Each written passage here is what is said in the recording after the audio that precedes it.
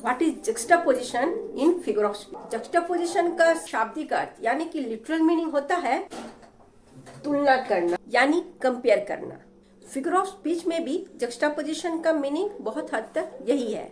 Then let's know about it in detail, but before then as usual नमस्ते, मैं हूं सुलक्ष्मी गोस्वामी और मेरे चैनल इंटीमेट व्यू पॉइंट में आपका स्वागत है। हाँ, तो हम बात कर रहे थे जक्स्टापोजिशन के बारे में।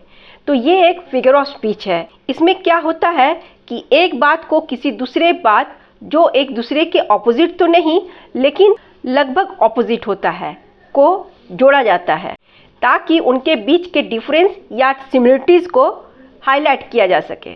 राइटर्स और पोएट्स इसका यूज अपने राइटिंग में किया करते हैं ताकि एक रिटोरिकल इफेक्ट क्रिएट किया जा सके और एक स्पेसिफिक मीनिंग ऐड करके राइटिंग की गहराई को समझाया जा सके। जैसे एग्जाम्पल के तौर पर making a mountain out of a molehill, जिसका मीनिंग होता है राई का पहाड़ बनाना।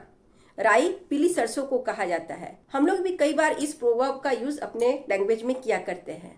तो इसमें दो अलग अलग चीजें माउंटेन और मोल हिल यानी पहाड़ और राई को एक दूसरे के अगल बगल रखा गया है, जिससे दोनों के बीच का डिफरेंस क्लियर हो रहा है। जक्स्टापोजिशन का यूज मोस्ट ऑफन कहावतों यानी कि प्रोवर्ब्स में किया जाता है। For example, all is fair in love and war.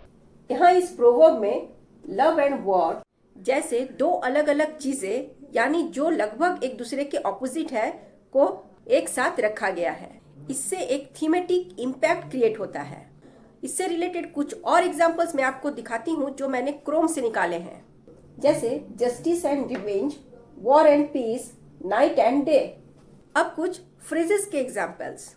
All is fair in love and war, better late than never, you can't teach an old dog new tricks. एक और बहुत ही popular proverb जो हम भी यूज करते हैं, जो मैंने यहाँ मेंशन नहीं किए हैं, something is better than nothing. तो ये थे कुछ एक्सप्लेनेशंस जिनके माध्यम से मैंने इस टॉपिक को क्लियर करने की कोशिश की है। आई होप कि आप समझ चुके हो। Then let's meet again in the next video with a new topic. Till then, bye.